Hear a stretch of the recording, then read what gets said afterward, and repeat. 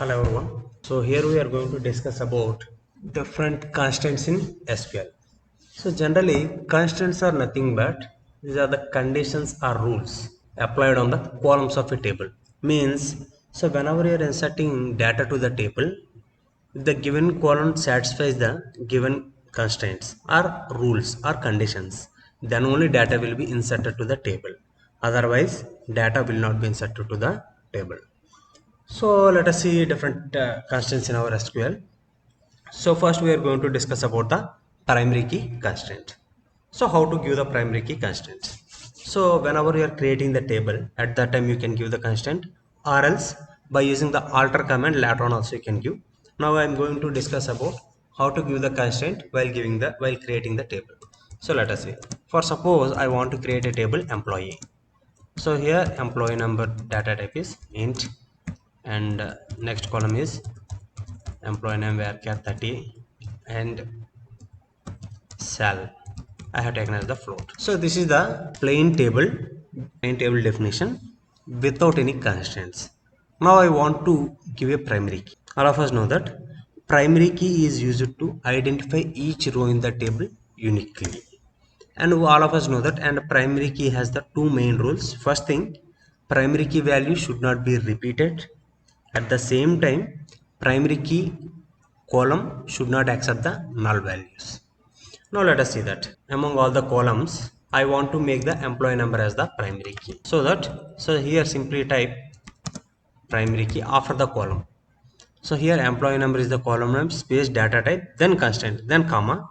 After that start with the second column. So that's all. This is the way you can give the primary key constraint. So just click on enter. So query okay, 0 rows affected means this statement has been executed successfully. Now if you look at the structure of the table by using DESC, table name is EMP. So here you can see that. So here complete description of the table will be given. Here what is the key here? Employee number is the primary key and null. So employee number null value is showing as the no, means it is not going to accept the null values. So as per our primary key definition, it is not accepting the null values, and key is the primary key means it will not accept the duplicate values. So let us test by giving some sample input. So using insert command, insert into, so table name is emp values. Now here first thing employee number I have given as that one. So name Vasu and salary is 5000 something I have given. So query okay. One row affected means successfully executed. Now try to insert another one. Now 13 Varun 4000. Yeah. Insert spelling is wrong. Insert here. So query okay. It has been inserted. Now once retrieve the data present in the table by using select command, le select from emp. Yeah. So these two rows has been inserted. Now try to insert duplicate values for e number, because e number column has declared as the primary key. That's why try to insert one duplicate values for the e number column. So already here 12 and 13 are there. Assume that I want to insert employee number 12 again. 12, and I am giving another name Tarun, and I am giving some salary, some 6000. Yeah. Now try to run. It will show you an error message. Duplicate entry 12 for key primary, means here employee number has been declared as the primary key. So that's why it is not going to accept the duplicate values, means 12 is already present. If you give it again, it will not accept. So now instead of 12, make it as some other number, 15. So 15 is not present in the particular column. So that if you click on enter, that row will be successfully inserted. By using select command, if you retrieve the data also will be reflected there. So this is the first condition in the primary key, duplicate values are not accepting. Now let's try to insert the null values. How to do? So insert into EMP. All of us know that if you don't give input for any column, by default it will be taken as the null in SQL. Now here assume that I know the employee number and name only, I don't know the salary. So here I am giving 18 Now, first what columns you want to give, that column name should be given. So employee number and employee name, both the things I want to take. And after that, values. Now insert the data, some 18, and here I have given the name Mahesh. Yeah. So here what I am doing, except the salary, I am inserting the employee number and name only.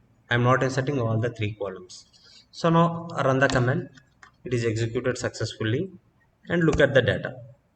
So here 18 and Mahesh has been inserted.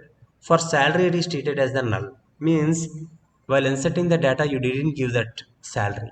So means in SQL if you are not giving data for any column, that will be treated as null. Now let's try with the employee number. So this time what will you do is, we are not giving employee number. We are going to give employee number and employee name and salary. So let us see. Yeah. This time we are going to give employee name comma salary only, values. So employee name some Srinu I have given, and salary is 4,500 something I have given. Yes. And now run this command. It is showing the error again because employee number does not have the default value null. Generally by default value is null. We remove the default value so that it will not accept the null values. So this is about the primary key. Now, so next constraint is that next we are going to discuss about not null constraint. So first drop this table and again we'll create the same table again. Drop table EMP. Yes. Now we are going to discuss about not null constraint. So not null constraint purpose is that given column should not accept null values. Only one condition is there. It can accept any other values. Means if any value is repeated, no problem. But you should not accept the null values. So let us see. So create table EMP. So employee number and I have given. Now e name varchar of 30 comma next cell float. Yeah. So this is the plain table. Now for suppose you want to make that employee name as not null constraint, you have to specify not null after the employee name column. An employee, after giving the employee name, so give the data type, then give space and type not null. Means this column should not accept the null values. Means you should compulsorily you have to give the employee name. You cannot skip. You can skip the employee number, you can skip the salary also, but employee name cannot be skipped. That is the meaning. Now run this command. Table has been created successfully. Now by using the DESC, look at the structure of the table. So here if you carefully observe that for employee name, for null value it is showing as the null. Means it is not accepting the null values. It is not accepting the null values. Now let's try to insert the data. So insert into EMP values. Now here I am giving and 5,000. Yeah. So data has been executed successfully. By using a select command, you can retrieve the data. Employee number, name and salary. Now try to give employee name and salary only. Let's check at that. Insert into, we are giving employee name comma salary only. So here it is showing my 6,000. Yeah. And if you look at the data, so here what I have given, I have given the employee name and employee salary only. So here I didn't give the employee number. So here when I look at the structure of the table, employee number can accept the null value. So that's why employee number has taken the null. Whenever you are not giving any input, it will be treated as the null. Now let's try to insert employee number and salary only. Assume that I am not going to insert the employee name. So let us see what happened. So again insert into EMP. So here I am going to enter employee number and salary only. So here employee number is some 14 and salary is some 3000 I'm going to insert. How to show you the error? Because here while creating the table I have given the constant not null for the column employee name. So in such cases, if you are trying to insert the null value for the given column, it will show a error like this. So this is about the not null constraint. Now, so let's again drop this table and create the same table. We are going to discuss example. Yeah. Now we are going to discuss about the unique constraint. So generally, unique constraint is almost similar to primary key, but difference is that it can accept the null values.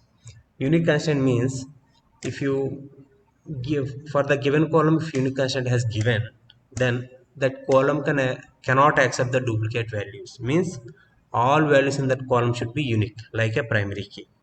But it can accept the null values. Whereas in primary key it is not accepting the null values, whereas in unique it can accept the null values. So let us see. So wait, create a emp yes number int. After that you can give the constraint unique, then as usual create other things also, where care of 30 comma self float. Yeah, float spelling is wrong. Yeah, so now table has been created successfully. Now let's try to insert some data to this table. So by using the insert command, insert into emp values. Now I'm giving the data. So Wasud has taken and 5000. So data has been successfully inserted. So then select star from emp. So one row has been successfully inserted. Now try to insert the another row. 16 Tarun 5400.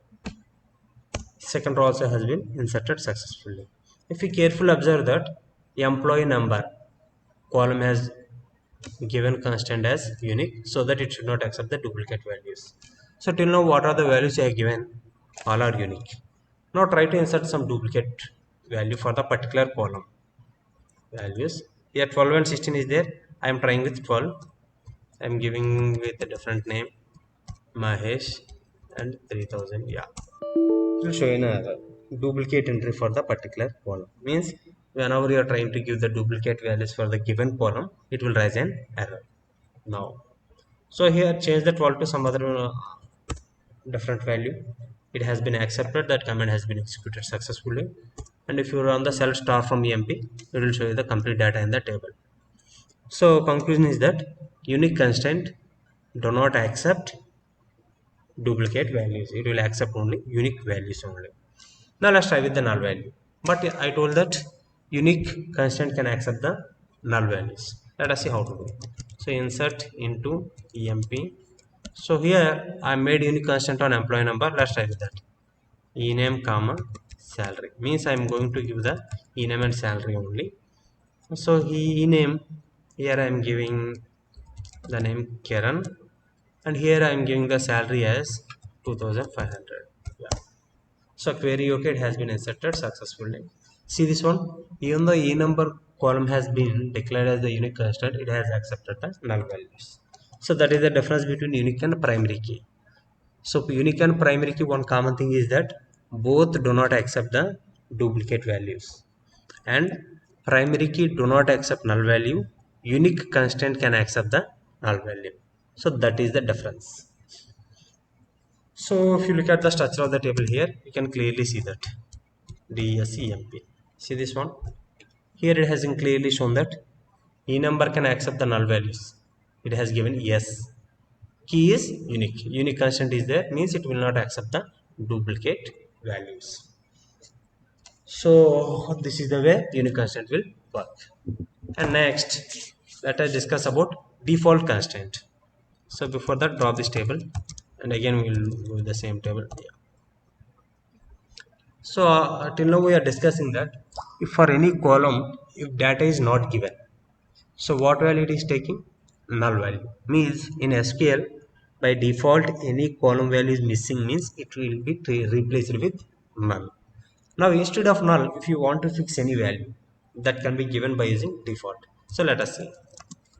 So create table emp enumber int ename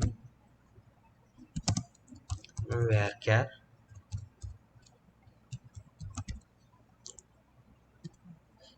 of 30 and last one is salary float.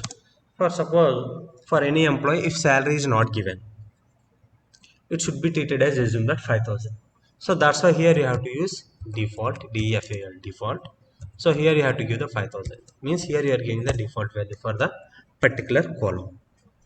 Means for any column if data is not given, that should be treated as the default value 5000. Now so let's try to insert some data. So before that, we must look at the structure of the table. DESCEMP. See this one here. So generally earlier for default value for all the columns are showing as the null. Now for salary default value is showing as the 5000. Means for this column if you don't give the input, it will be taken as the 5000. Let's go with an example. So insert into EMP values. So here I am giving some name Vasu and some 7000 salary I have given. It has been executed successfully. So once look at the data inserted in the table. So this data has been inserted in the table. Now try to insert the data for only selected columns into EMP. Now I am inserting employee number and name only. Employee number comma ename and values. So here employee number I have taken as 16, name as Tarun I have taken. Yes. Now here I didn't insert the salary for the particular employee Tarun. Now look at the table which value has been inserted. So actually here null should be inserted by default. But while creating the table, we have given the default constraint for any for this given column. If value is not given, if the input is not given, it should be treated as 5000. So in this table, so whenever you don't give the input salary, for all employees it will be taken as the 5000 as default value. So this is the way default constant will work. And you may get one more doubt, that is it possible to give multiple constants on the same table? Till now I am giving one constant on table, so you can give that. So on a single table you can give any number of constants. So let's go with an example. So create table emp now enumber int. So here I am making this as the primary key. Yeah, means its value should not be null, should not be duplicate. Then ename. So ename data type is varchar of 30. So here I am giving not null, means this column input should be given mandatorily, means you should not skip this column. And last thing is the salary. So here for salary, if you are not giving any input, that should be taken as 5000. So here on every column I can give a, if necessary you can give constants on each and every column of the table. Yeah, not null.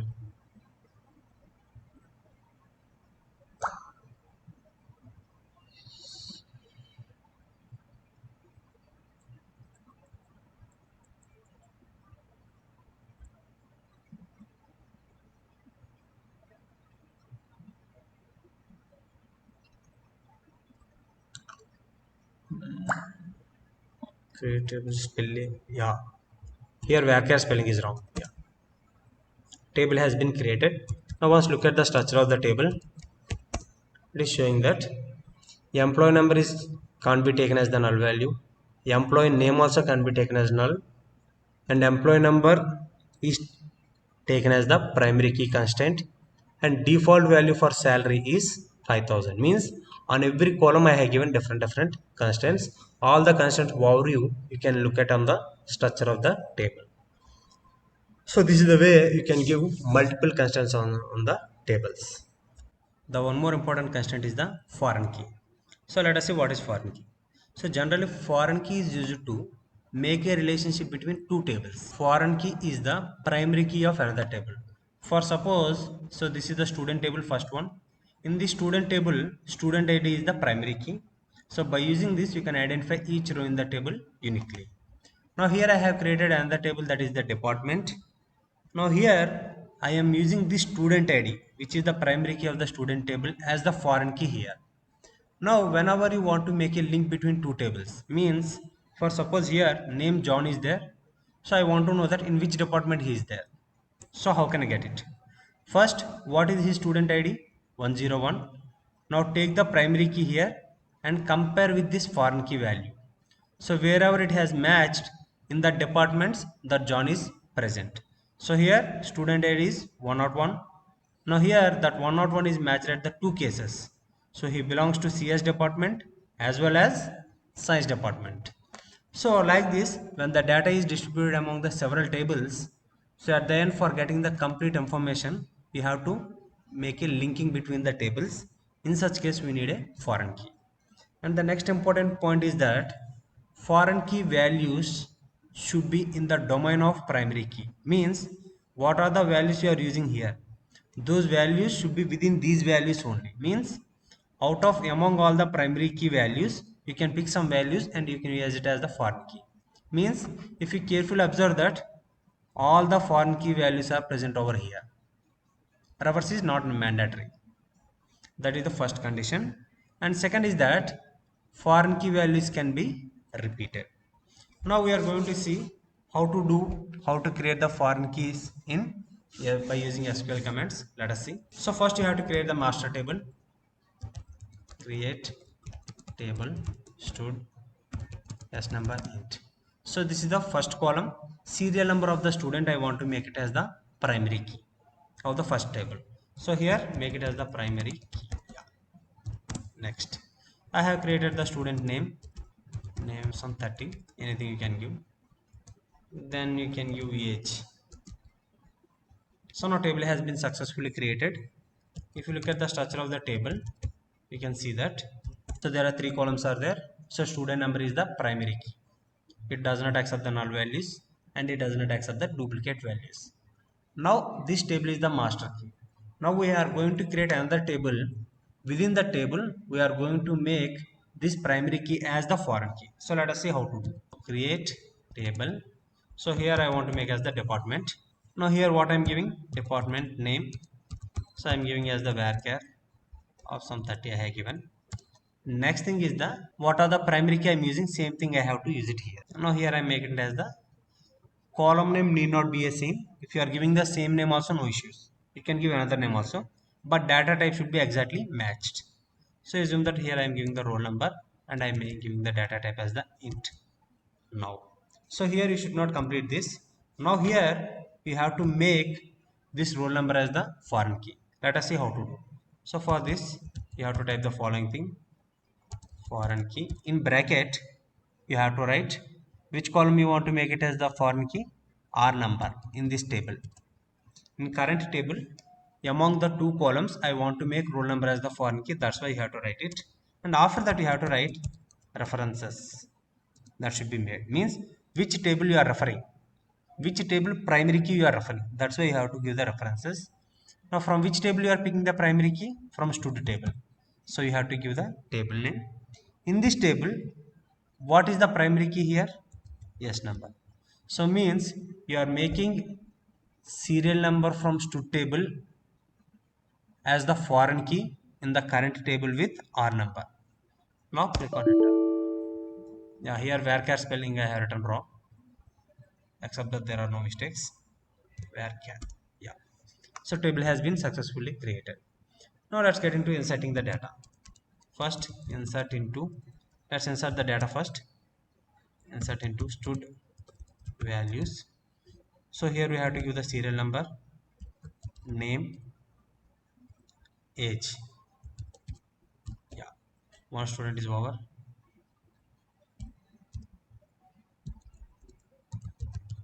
Varun 31. Now for suppose if you try to give any duplicate values,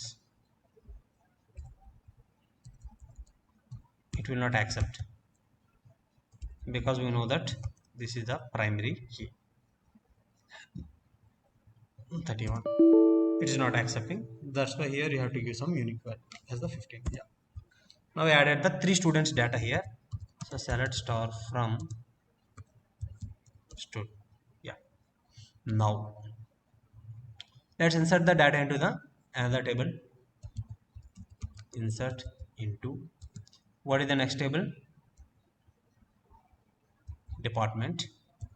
So here what is the departments you are entering? Before that you have to write the values also. Yeah. Department values, and here very first thing you have to enter the department name. So here I have written CS department, and his roll number you have to enter.